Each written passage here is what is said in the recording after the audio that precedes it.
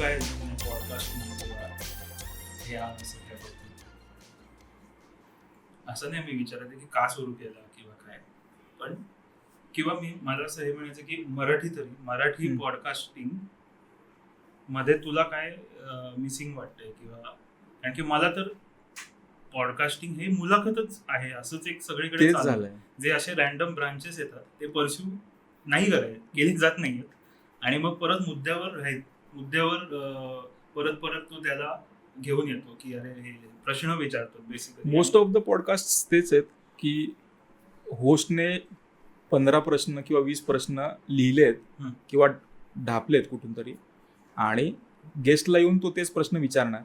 हो.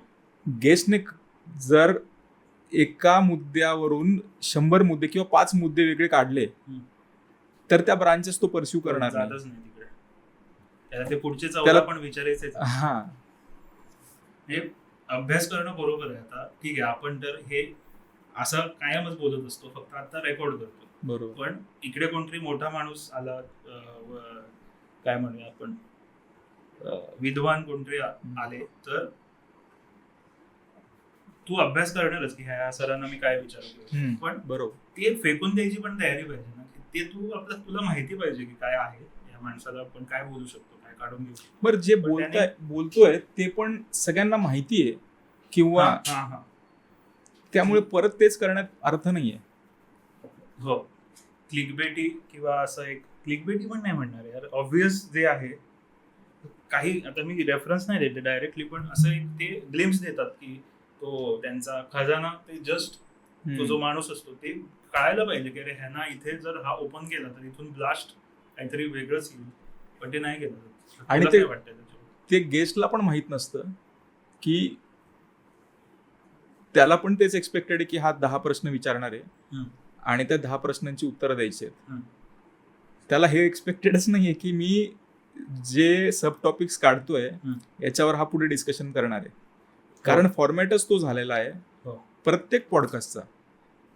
मुलाखत, इंटरव्ह्यू. हो, तेच म्हणजे काय म्हणतात यार, त्याच्यात एक साचा झालाय तो तयार आणि धपाटप ते हे झाले आहेत. अपवाद पण आहेत, पण असं नाहीये कोणीच नाहीये.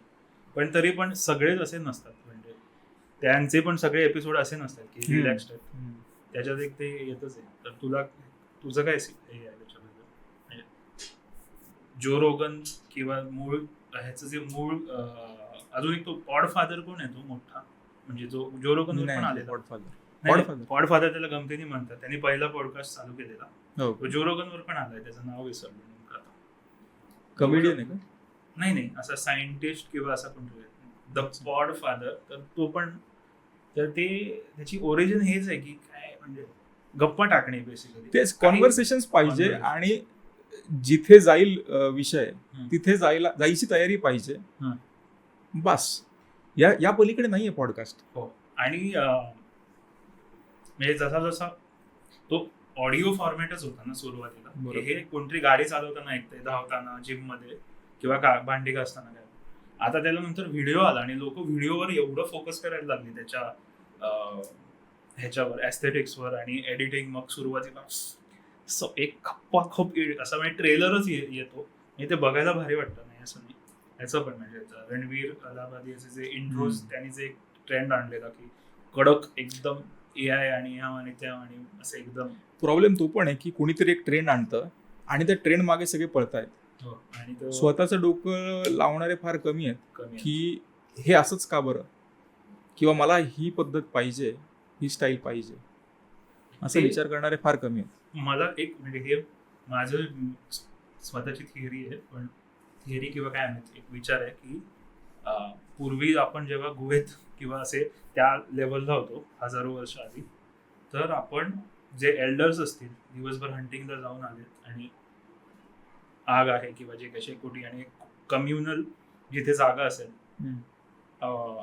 अंगणात सगळ्यांच्या, तिथे कोणतरी बोलत बसलेत दोघे आणि मग बाकीचे ऐकत बसलेत किंवा काहीतरी चालू. तो एक जो पॅसिव्ह ऐकतो, आणखी आता ऐकताना आपण तर इंटरप्ट नाही करत किंवा काय, तो फील मला वाटतो. आणि तो अनस्ट्रक्चर्ड किंवा एक मेअंडरिंग कॉन्व्हर्सेशननीच तो फील येतो. तर मग ते अगदी असं म्हणजे आता सांगा, मग या किल्ल्यावर कसं जायचं किंवा काय जे काही विचार. ते तेच तेच तेच तेच. आणि ऍक्च्युली माणसाचं काय म्हणतात एक अनएडिटेड एक त्याचा झोन किंवा व्हाईब किंवा काय म्हणायचं ते नाही कळत त्याच्यात. तो एक परफॉर्मन्स आहे परफॉर्मन्स. आणि दोघेही लोक परफॉर्म करतायत म्हणजे तू विचारणारही करत असतो. मेन ऑब्जेक्टिव्ह किंवा मेन एम तोच पाहिजे की कॉन्व्हर्सेशन्सने असं व्हायला पाहिजे, गप्पा मारून मजा यायला पाहिजे किंवा त्या फ्लो स्टेटमध्ये जायला पाहिजे. बोलता बोलता 3 तास कधी झाले किंवा 2 तास कधी झाले कळलंच नाही. आणि बोलणारे गेले फ्लो स्टेटमध्ये की ऐकणारं पण बघ. आणि ते भारी आहे, ती त्यातली गंमत आहे.